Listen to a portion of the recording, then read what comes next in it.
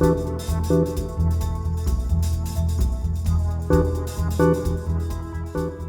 this episode, Flo interviews Matt Loveless. Matt's research is all about whether it's true that Western media has an effect of westernising the values of citizens in transition democracies.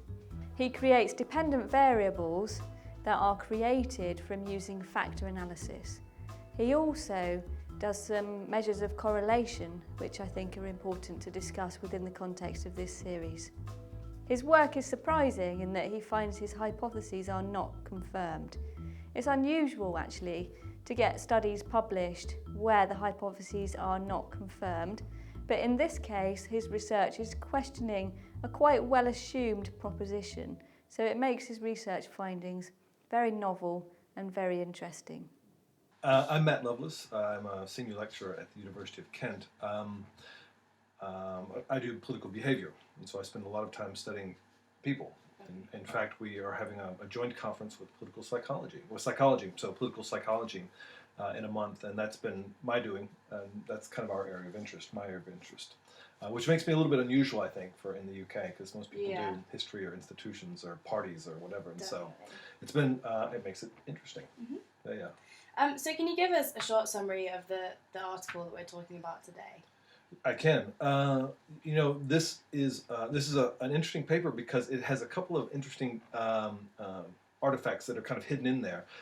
I did my PhD dissertation on mass media in Eastern Europe, and so I set out to read everything on mass media in Eastern Europe, and it took me about a weekend because there isn't anything. This was in the late 90s and early 2000s, and there was very little. I mean, quite literally, there was very little, and so I was really fascinated by that. The problem was there was a real lack of data, and so I said, well, let's just start as big as we can and work our way down. And the most commonly mentioned media theory with Eastern Europe, this paper is about international diffusion and the effects of westernized or Western media as their effects of bringing other countries towards democratization, particularly the process of democratic socialization rather than the process of democratic institutionalization. Okay. Sorry. No.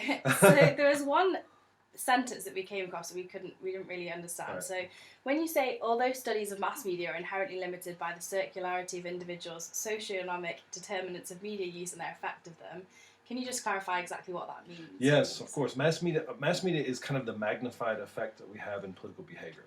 In political behavior, one of the problems we have on putting stuff on the left-hand side, the dependent variable, and the stuff on the right-hand side, the independent variables, is that sometimes there's this problem of endogeneity, that they're related in some way, that the independent variable might produce the dependent variable, but the dependent variable might also produce the independent variable. So there's just kind of this circularity that goes along. Mass media are famous for that, in particular, which is we look for determinants of media use, and people. Surprising, this comes as a big surprise, although if you own anything owned by Apple, it shouldn't, because that's what marketing is. It's the idea that certain types of people do certain types of things similarly, right? So we like to say that these types of people watch this type of media, that kind of stuff, and they get this kind of effect. The problem is that those type of people are driven by the content of that media to consume it anyway. Right. And so there's this kind of endogeneity problem that you have, and mass media is just a really good example of that. And it is, in cross-sectional data, almost impossible to get around. Right, okay. So, although I did try in another paper to do it, and it was a bit of a mess. But it worked. I mean, it got published. But it's hard. It's really hard. Yeah. So is that about, like, kind of really pinpointing the causality of it? So does media make people watch a certain type of media, or... Right. Or do those the people with particular predispositions consume this type of media, producing this type of outcome? Or is media just an intermediary that doesn't really do anything at all? It just kind of stokes that effect that it's going to happen anyway. Or is this a process of media pulling in people to do that, which produces the outcome? Or is that outcome even fit the back end altogether? Okay. It is the mixed causality linkage. Yeah. Technically it's called self-selection, that people self-select in particular media type usages, which are problematic. Because if you're arguing that theory runs in one way, which you should be, it's hard to do that when it doesn't run just that way. In your analysis, you used the year 1997. Can you just tell us why particularly that year? Could you have chosen another year? Why? The big problem with the study of mass media in democratizing countries is twofold. One is there's not a lot of theory about it. Well, a lot of the theories that we have come from the West. Come from, to be quite honest, about 80% of what we know about mass media comes from the U.S. Why? Because that's where there's been a lot of money to study it and experiments and all sorts of stuff. Then there's just like you think of like a big sun in the galaxy. Then there's this little planet that's zooming around it, and that's Western Europe. The other stuff that we know is Western Europe. And then there's some gravel kind of out in space that's loosely following around. That's everything else in the world. Right. And so everything we know about mass media largely comes from the West. And so when you take those kinds of assumed relationships between medias and their effects on people and move them to places where media have been really weird, been very odd. I mean, these are not, it's not, BBC, it's, state one radio kind of thing. Mm-hmm. Those are very different. People have very different physical, psychological, intellectual relationships to these little boxes that things come out of, whether it be audio or visual, whatever. And so there's very little theory guiding our investigations. The other part of that, to be quite honest, was my problem was I was very excited about this, and I've met a lot of people really excited about this, but there's no data. There is almost no data.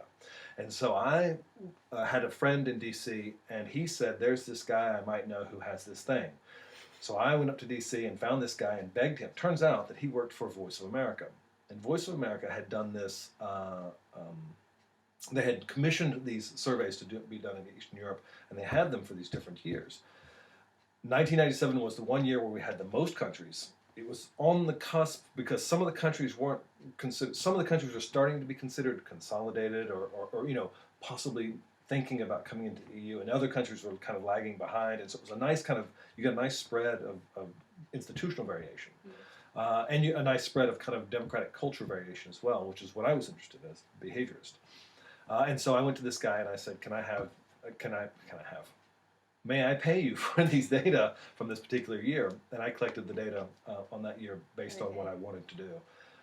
Yes, I would have loved it. Well, the problem with the surveys is they were consumption surveys. They were like what people use to gauge how you watch television at home. The problem is that, but they had this little battery at the end of these incredibly good political science questions that we use all the time. And I'm like, that's all we need. Social, media use, SES, and this kind of stuff. That's more than anyone else has got. It turns out it's more than anyone else has got. Yeah. So I've tried to turn those data into as many publications as possible. Can you tell us briefly what the theory of diffusion is, and if it's quite a popular theory, as you say in your article, why has it not been on the end of empirical testing more often? Is that because of the data problems you just talked about? I mean, going all the way back to the 50s and 60s, the fight against communism, these kinds of things, the idea of broadcasting the West, that West would penetrate the Iron Curtain of Eastern Europe and the satellite countries of the Soviet Union, was the idea has always been that people would if ever exposed to the lifestyles and the fantastic inventions and creations and worlds that people live in the West, they would drop their chains of communism and come running to the West. Which is a little bit self-centered, a little bit kind of, it is funny because you think, oh, there's a Ferrari, so now I'll risk my life to go drive a Ferrari. I mean, that's really what it comes down to, which is a little bit embarrassing. But from Pi, from Leonard, from Huntington's in 91, all these kind of things always made reference to, well, if it isn't everything else, they must have seen it on TV. Quite literally, that's the argument. And it turns out my advisor, who's Robert Dorschneider, wrote a book on this, and in fact, he made that argument in the background, kind of said, well, if it isn't everything else, it must be that. And I said to him, where are you getting this idea? And he said, well, that's just the idea that exists. And I said, yeah, but show me one study that's ever done it. There has never been a study that's done it. Okay. And that's where I went, well, then I have to do this. So there you go. Okay. So this is a bit more of a technical question. Did you ever consider using a multi-level model to allow for the intercept or the slope to vary when you presented your results? I did. The problem is that I have too few observations at level 2. Okay. I only have 6 countries. In this case, 5, because one dropped out. Okay. It's not enough variation. I've seen that you need, Monte Carlo simulations suggest that you need between 25 and 50 to achieve kind of reasonable, robust standard error estimations. So I decided to wait. Okay.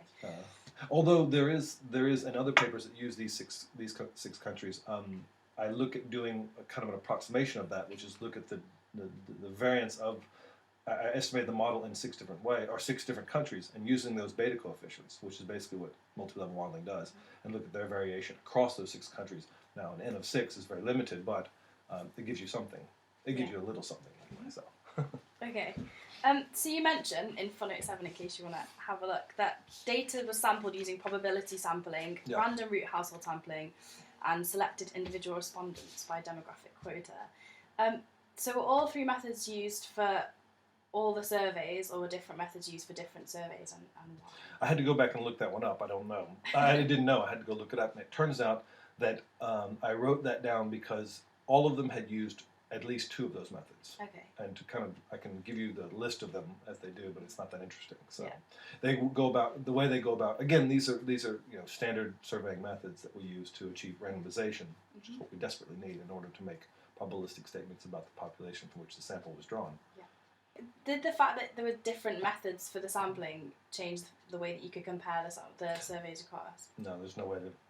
I mean, maybe there is at some really high-end social statistics level, but I don't think that the differences would be so big as to upset the results. You might get slightly tweaked results, but I wouldn't imagine them being substantial. Okay. It's something to be aware of, but I don't think it's something. I don't think it's an Achilles heel of these studies, for example. Yeah. Can we talk about Table 3, please? Yeah. So, for example, will you just talk us through what it shows us? And then the correlations are significant, but are they relatively weak for social science, or are they strong, and what effect did that have on your analysis? Yeah, I mean, the correlations are quite low, of course, and there's the statistical significance is probably coming out of having just ginormous sample sizes. However, at the same time, that it does provide us the initial test. This is kind of the prima facie evidence of there's a relationship or not. If with 10,000 observations we hadn't found anything, then we could pretty much walk away from it, Okay. right? If that didn't show up, then we know we're dead in the water. Again, this is looking at international television, radio, and news use, and the measures for democratic liberalism, which is a factor analysis generated dependent variable, and economic orientation as well. I always use this as a stepping stone. It's the variable of interest and the dependent variable. Let's take an initial look, because you got to pass the first test, right? Yeah. So that's what that is. Yeah, I mean, those aren't overwhelming correlations. In fact, they're kind of scarily low. But again, a lot of that has to do with the variables, the independent variables, because they're not really interval level variables per se. They're kind of ordinal levels. Did you at any point run a scatter plot or remove the outliers before doing that correlation? And why should you do that? Why should you not do that in social sciences? Well, that's a good question. Yes, I always like to look at the distribution of not only the bivariate relationship, but also the univariate distribution for each of the independent variables, each of the dependent variables. It's good to know what they look like. So when you put them together, you can see how they move together. I'm a big advocate of not dealing with outliers. Okay. And I know that economists really get excited about outliers and stuff, and they'll do things as much as to assume them away. And I think that there are possibly defensible times to do that. If you have an N of 10,000, for example, and you have one guy that's just way over here, usually, to be quite honest, if you have a guy that's way over there, it's probably because you did something wrong in terms of coding it, and it's a wrong coding. Instead of putting 9, you put 99, and that's why it's sitting over there. Okay. So you go and just double check that it's not a screw up, which 90% of the times it usually is pilot error. But other than that, unless it's, I usually, if there's one guy sitting out here, I usually run the correlational analysis or scatter plots with it and without it. Okay. And if it's a big difference, you're going to have to sit down and deal with it. You can deal with it by keeping it in, or you can deal with it by chunking it out. But you need to have a good reason for chunking out data. Okay. Throwing away data is that's like the worst thing you could possibly do is get rid of data. So you're forced to deal with it. Okay. You must contend with all of it. Yeah, that's my stance. Okay. So what about actual versus reported television and radio consumption? So when people answer surveys, obviously sometimes they don't tell the whole truth or they misanswer the question. And how might that have affected your analysis? Absolutely. No, that's the most frustrating thing about doing mass media or studying the mass media use with survey analysis. It's the same but we have the same for voting. And let's look at the European Social Survey, for example, European Election Survey. Every year they run that thing, 70% of the people report having voted. Yet the turnout in the aggregate is about 40%. Right. So scratch, scratch, scratch. Yeah. Yeah, of course. Yet we still have all these studies about voting that everyone takes incredibly seriously. There are lots of studies that look at, there's a couple of studies in the States that looked at people's actual and reported voting differences, and who were the people who were actually over-reporting their participation.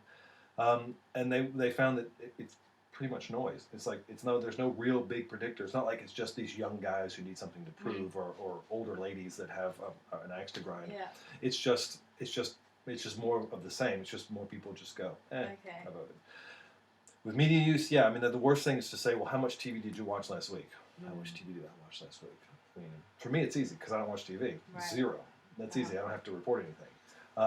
But I'm easy. But for most people, I think it's a real struggle.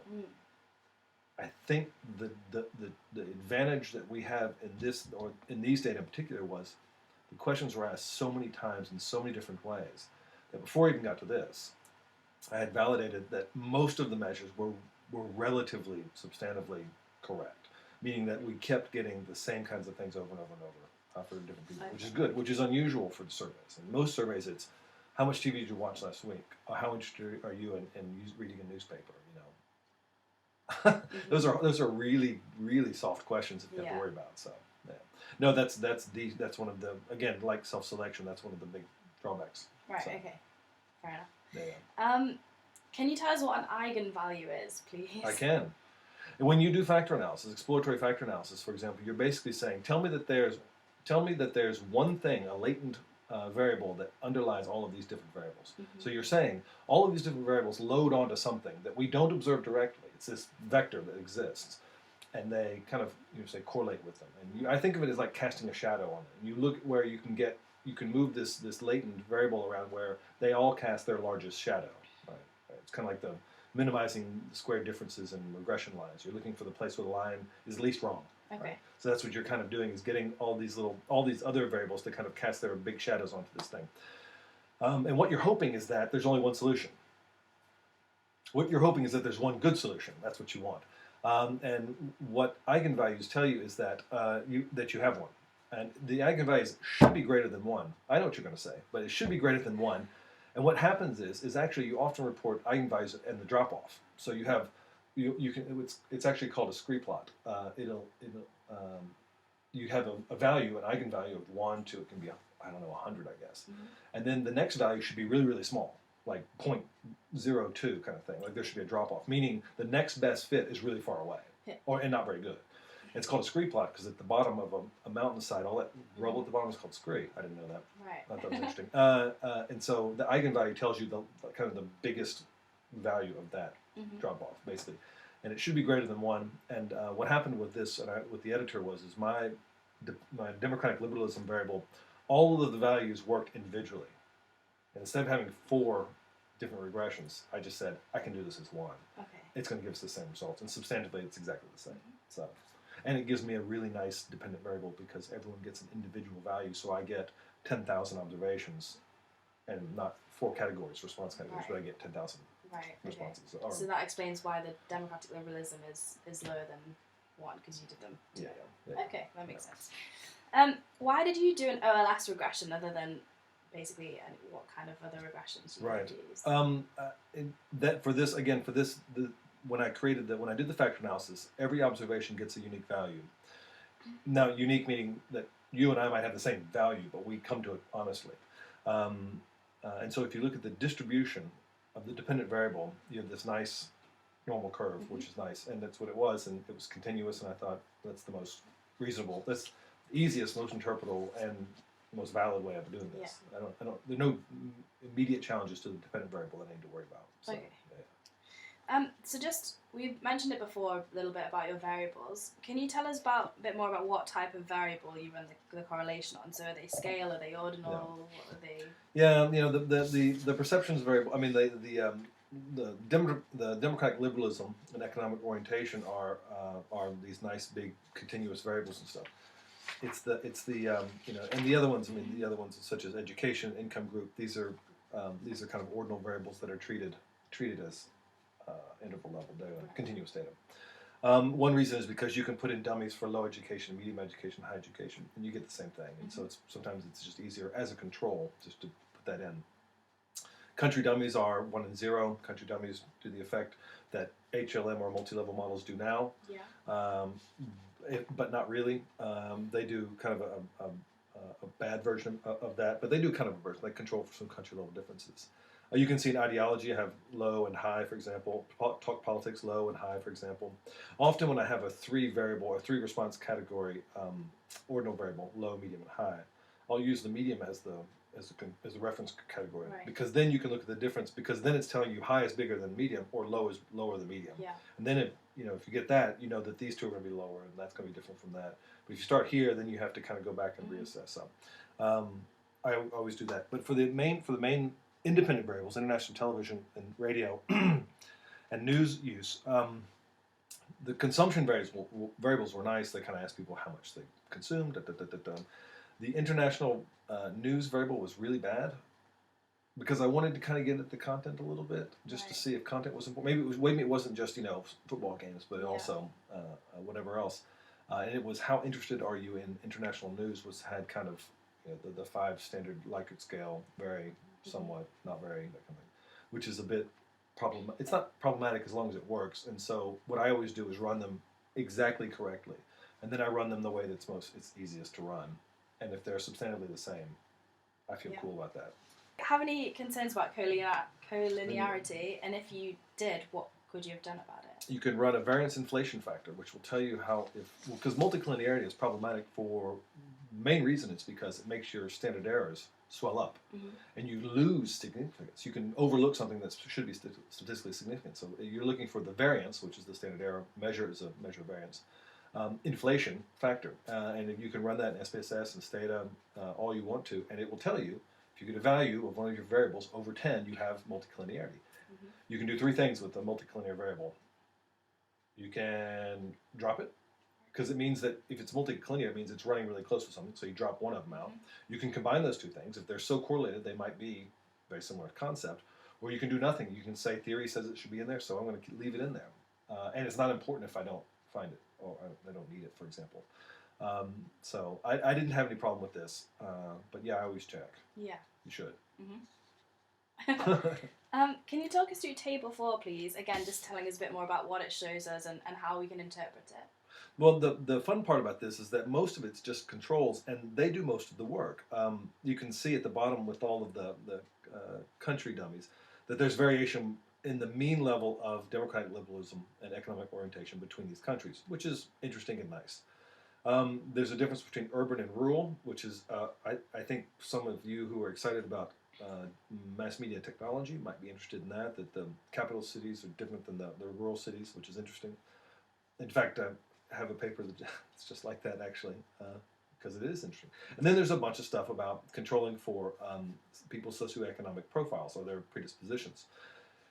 Ideology, interest in politics, social discussion, which is very important from the Huckfeld studies in the 90s, post-materials age. Post-materials age is interesting. I use that as Ronald Inglehart of post-materialism said that the age of political maturation is 15. Your political values stick when you turn 15, right?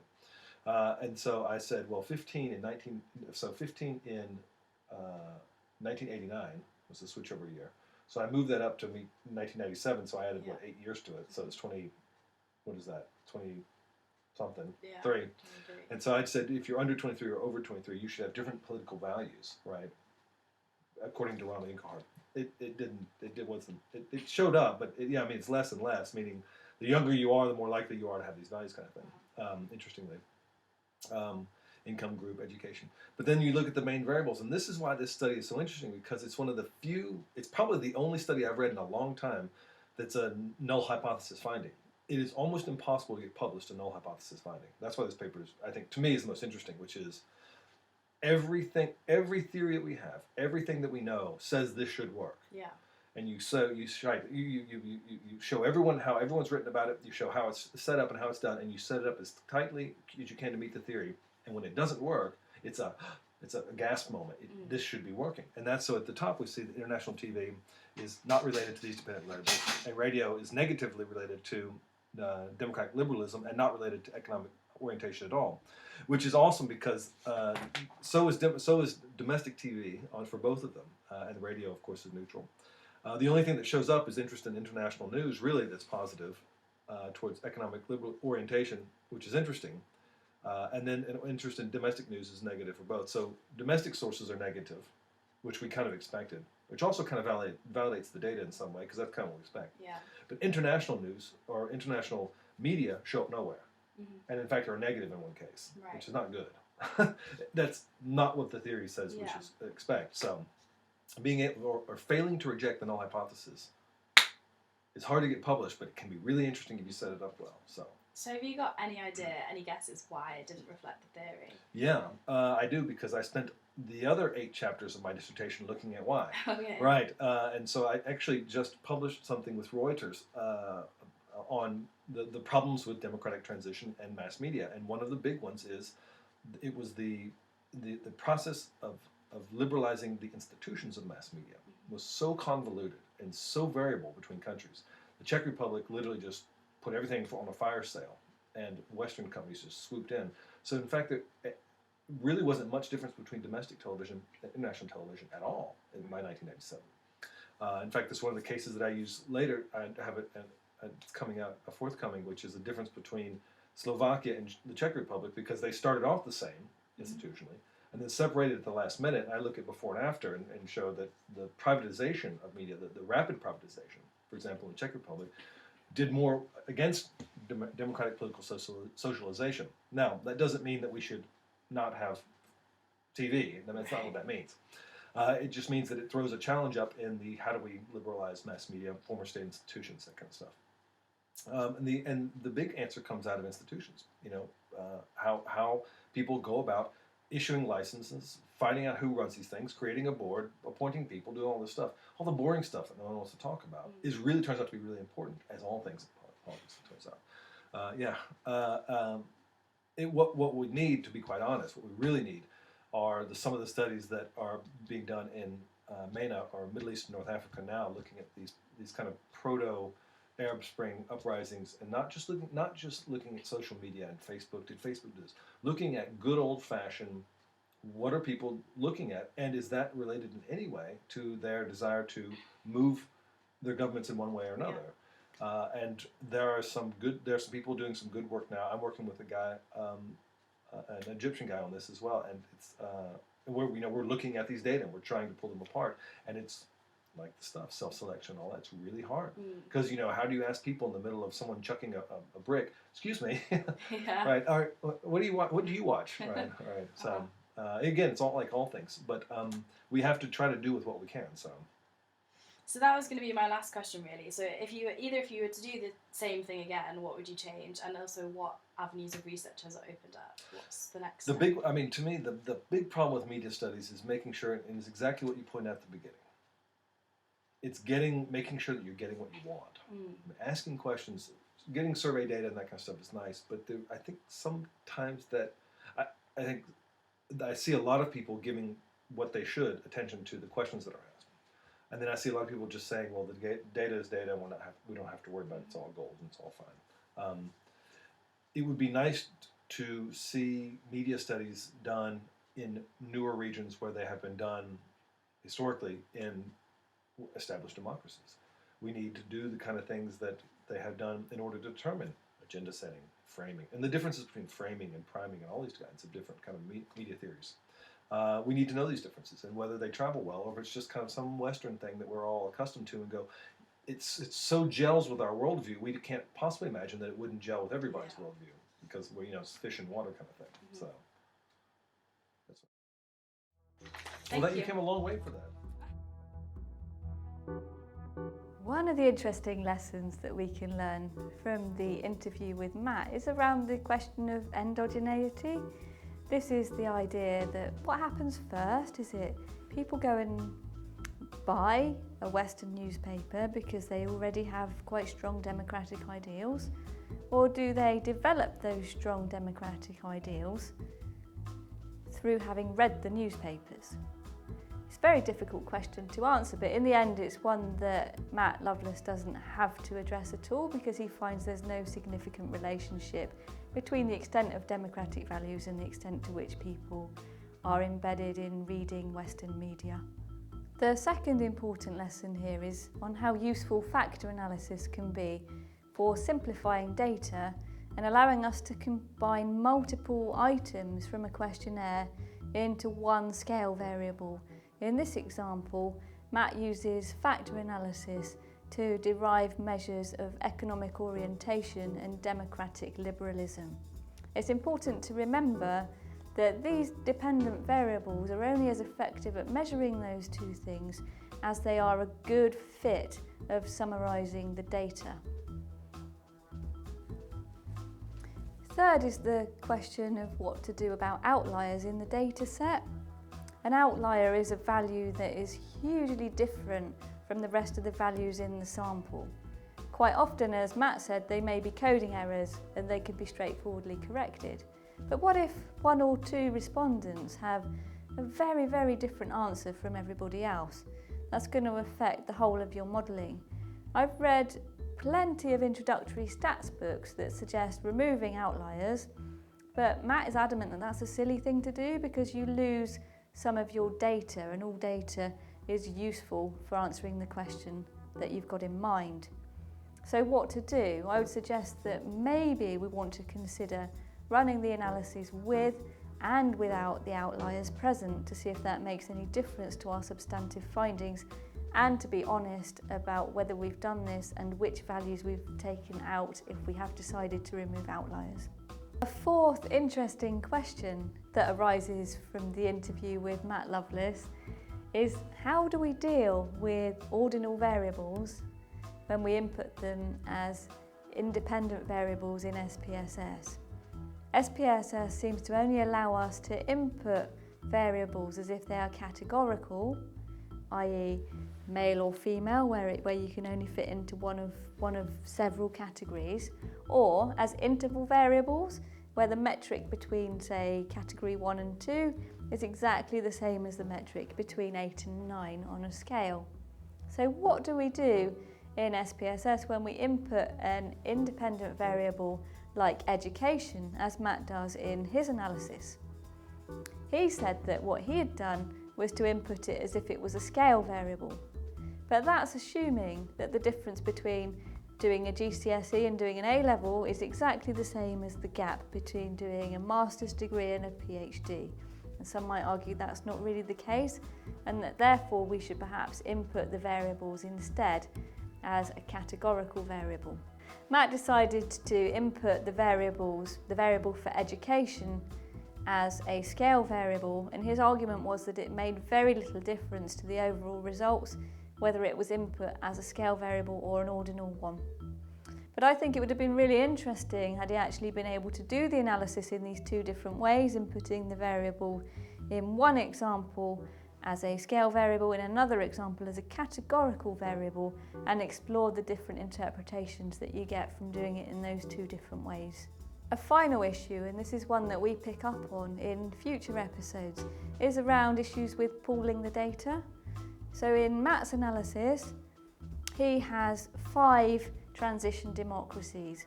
It's quite possible that the independent variables will affect the dependent variables in different ways across the different countries. He suggested that one way he might get around this issue would be to run the analysis for each of the countries separately. I would recommend that, but it would also be useful to conduct what's known as a chow test, which involves creating a dummy variable for each country, which is basically, is it Bulgaria, yes or no? Is it the Czech Republic, yes or no? And to interact that with each of the independent variables to check that there are no pooling errors. In his analysis, Matt only includes 5 transition democracies. That's not enough countries to run a multi-level model. However, if he had, say, at least 12 different countries, he would be able to use a multi-level model, and that's something we explore in a future episode of this series.